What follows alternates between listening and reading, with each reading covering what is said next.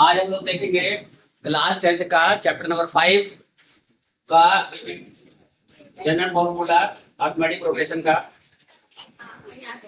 A n equal to a plus में n minus one into t. ये formula क्या बताता है हमें? ए एन का मतलब अंतिम पद, ए का मतलब फर्स्ट टर्म, एन क्या है नंबर ऑफ टर्म्स यानी पदों की संख्या, और टी क्या है सार अंतर यानी कॉमन डिफरेंस। कोई भी समानांतर श्रेणी है, मान लीजिए जैसे लिखा है 3, 6, 9, 12, इस तरीके समानांतर श्रेणी चल रही है। आपको मैंने बताया था कि समानांतर श्रेणी का मतलब है यानी अर्थमेटिक प्रोग्रेशन का मतलब है जिसमें डिफरेंस बराबर हो, ऐसी सीरीज, ठीक है, नंबर की ऐसी सीरीज, संख्याओं की ऐसी सीरीज जिसमें डिफरेंस बराबर हो। देखो यहाँ देखिए 3, 6, 9, 12, ठीक है, तो 3 का अंतर आ रहा है, तो ये एपी है यानी अर्थमेटिक प्रोग्रेशन है यानी समानांतर श्रेणी है। तो इसके अंदर ये जनरल फॉर्मूला यूज करते हैं, ठीक है, इसे बोलते हैं जनरल फॉर्मूला ऑफ एपी। तो ये सामान्य फॉर्मूला ये क्या इंडिकेट करता है? एन बताता है लास्ट टर्म, एन क्या है हमारा प्रथम पद, और ए क्या है एन अंतिम पद।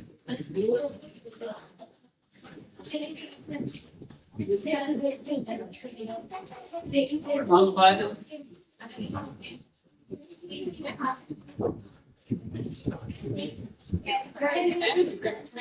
पदों की संख्या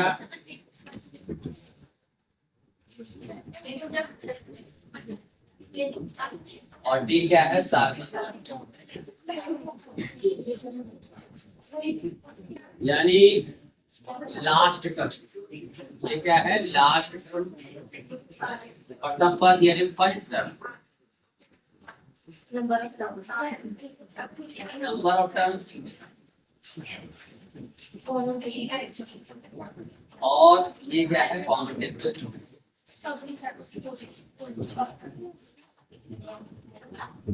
अब देखिए ये जो सीरीज है यानी एन क्या है आखिरी में, फिलहाल तो आखिरी में 12 दिखाई दे रहा है, इसके बाद सीरीज चल रही है, अंतिम पद नहीं। यदि यहीं तक हो मान लीजिए तो आखिरी पद हो जाएगा 12।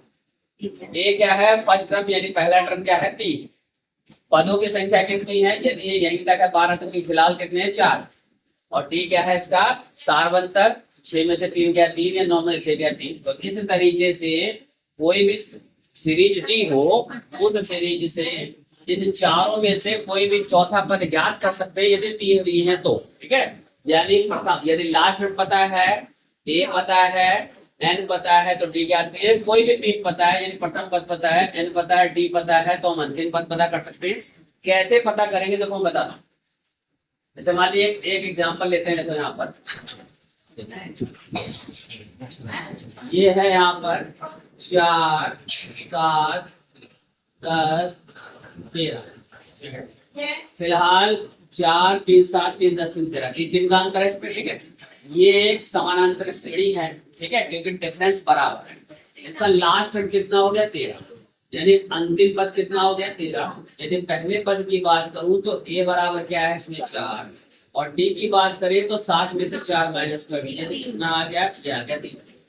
अब मुझे ऐसे चलते हुए पता करना है, ठीक है, कि इसका 20वां पद कितना है, ठीक है, यानी पता करना है 20वां पद। तो क्या करेंगे? A20 ज्ञात करना है तो फॉर्मूला आ जाएगा a plus n minus 1 into T. इसी फॉर्मूले में पुट करेंगे, क्योंकि मुझे A20 ज्ञात करना है तो a कितना हो जाएगा 4, मुझे 20वां पद ज्ञात करना है। मुझे चलते चलते यहाँ से आगे बढ़ते हुए कहाँ तक ज्ञात करना है? 20वां पद ज्ञात, 20वां पद,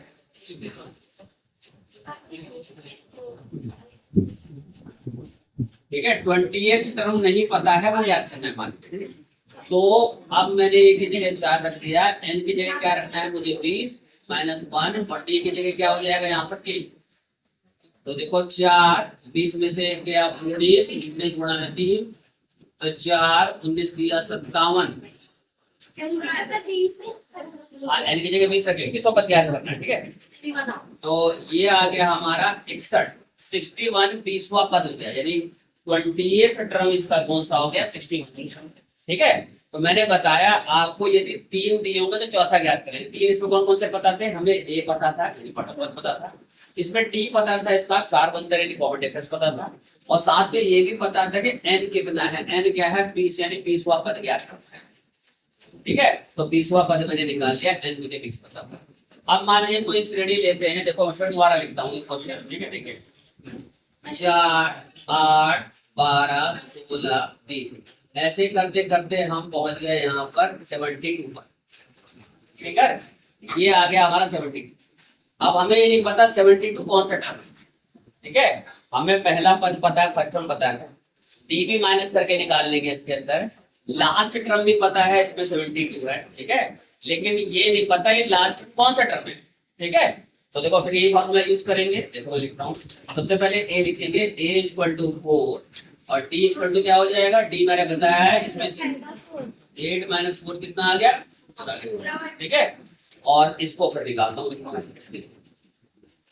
अब मुझे क्या निकालना है? लास्ट टर्म 72 है, तो फॉर्मूला वही a n equal to a plus में एन माइनस 1 इंटू डी।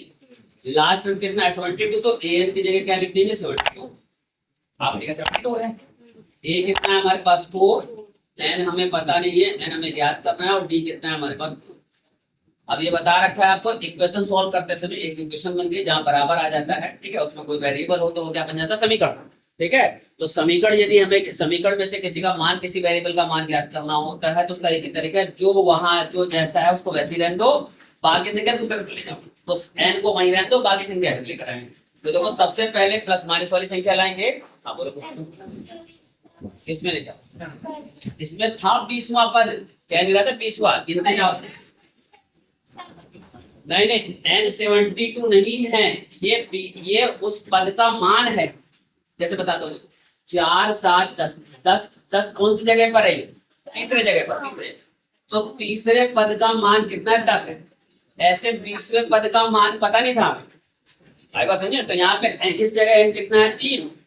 ठीक है, अब मुझे ये पता करना 10 कौन से स्थान पर है, तो उसे कहेंगे एन। ऐसे मुझे पता करना 72 कौन से स्थान पर, 72, तो उसे कहेंगे एन। एन अब भाई अंतर समझ में आया दोनों में? ठीक है, तो अब मैं इसको जरूर तो हम 4 कर लाएंगे, तो 72 माइनस 2, तो ये हुआ n माइनस 1 इंटू 2। तो 68 प्लस में 4, इधर आके माइनस का प्लस हो गया, ये आ गया हमारा 4n। 68 और 4 कितना हुआ? 72। 4n और n निकालना, 4 ले चलिए, 72 अपन 4, तो इससे काट देंगे तो कितना आएगा? ये 4 एकम 4 और 4 32, 4 18 बार में कट गया, तो ये n की वैल्यू क्या आ गई? 80। ये हमारा आंसर हो गया इससे। ठीक है, तो आप समझे 72 कौन से स्थान पर है? 18वें स्थान पर है। इस पूरे चैप्टर के अंदर सबसे ज्यादा जो कंफ्यूजन होती है सवाल के अंदर, वो एन और ए एन में ही होती है। हम इसको कंफ्यूज कर जाते हैं कि एन क्या है या ए एन क्या है, जैसे अभी आप पूछ रहे थे। ठीक है, ये ज्यादा तो इसको, इस कॉन्सेप्ट को ठीक से समझ लो। ठीक है, एन क्या है? जहां से उसकी काउंटिंग है। ठीक है, और वो क्या चीज है? वो उसकी फेस वैल्यू है, वहां पे उसकी गिनती या वैल्यू तो भी करके वो क्या चीज है। ठीक है, ये अंतर है, ये है उसका। ठीक है, एक सवाल और लेते हैं, देखो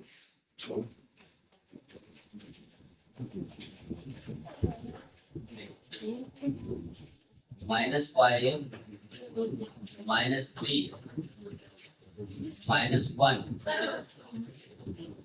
ठीक है, एन से बढ़ते हुए जा रहे हैं। देखो यहाँ -5 -3 -1। ठीक है, तो 1 आएगा, ऐसे बढ़ते हुए जा रहे हैं। आगे चल के कोई संख्या आ जाती है, मान लीजिए यहाँ पर संख्या आ जाती है 9। ठीक है, अब हमें पता करना है कि यहाँ से जब हम चलते हुए गए ऐसे करते हैं और यहाँ पर आ गया 9 आखिरी टर्म, तो ये बताना है 9 कौन सा पद है। ठीक है भाई, ये फर्स्ट टर्म हो गया आपका, डी निकालेंगे। देखो मैं लिखता हूँ, ए इक्वल टू क्या हो गया हमारा? -5, और डी इक्वल टू क्या होगा? माइनस करो, -3 माइनस का 5, तो -3 प्लस का 5 और 5 में से 3 गया। अभी आपने डी निकालना सीखा था तो मैंने बताया था, उसका यूज हो रहा है यहाँ पे। ठीक है, इसीलिए वो करवाया गया। ठीक है, आ गई। अब मुझे क्या निकालना है? A N. ए प्लस में n -1 इंटू डी। अब ए एन का मान कितना है? 9। ठीक है, हमें क्या निकालना है, n निकालना है। यहाँ से शुरू करा तो 9 कौन से पद पर है, 5वां, 6वां, 8वां, 10वां, कौन से, ये बताना है हमें। ठीक है, तो अंतिम पद कितना है, 9, तो यहाँ पे लिख दो 9। a कितना है हमारे पास, -5, और n कितना है हमारे पास, n तो निकालना है, और t कितना है हमारे पास, 2। तो देखिए 5 उसको इधर ले आओ, 9 प्लस में 5 और n-1 की टी, तो 9 और 5 कितना हुआ है, 14। देखिए यहाँ पे ध्यान से, ये जो है 2 इसमें मल्टीप्लाई है। ठीक है, मैंने यहाँ दोनों में मल्टीप्लाई, देखो इस वाले क्वेश्चन में देखो, यहाँ 4 से दोनों मल्टीप्लाई कर दे। आप मल्टीप्लाई ना भी करो, इस मल्टीप्लाई वाली संख्या को नीचे ला सकते हैं। ठीक है, मल्टीप्लाई वाला डिवाइड हो जाता है, तो ये क्या है, 2 नीचे आ जाएगा। दोनों तरीके से कैलकुलेशन बताया तो 2, और ये बचा n-2 सत्ते 14, एक को भी जब लिया हो तो 7 प्लस में 1, तो n बराबर कितना हुआ, n बराबर हो गया 8। ठीक है, ये हमारा आंसर है। तो देखिए यहाँ पर 9 कौन से जगह पर है, 8वें स्थान पर है। यदि यहाँ से गिनना शुरू करेंगे तो 8वें स्थान पर 9 है। तो आप समझिए कि n कैसे निकाला जाता है और an कैसे निकाला, यही 2 महत्वपूर्ण सबसे ज्यादा इस वाली, मतलब इस वाले फॉर्मूले के अकॉर्डिंग। ठीक है, इसमें यही चीज ज्यादा निकाली जाती है, कभी अंतिम पद निकाला जाएगा, कभी वो n निकाला जाएगा, नंबर ऑफ टर्म्स। किसी किसी क्वेश्चन में a या d भी निकाला जाएगा। ठीक है, हाँ, तो चार चीजें, 4 वेरिएबल है, ध्यान रखिए, अंतिम पद, last term, first term, N और कॉमन डिफरेंस। 4 में से कोई 3 देंगे, चौथा ज्ञात करने के लिए कहेगा। इसको क्वेश्चन में देख करके आपको खुद पहचानना है उसको कि क्या क्या दिया हुआ है और कौन सा निकालना है। ठीक है, तो मे भी आपको समझ में आया होगा।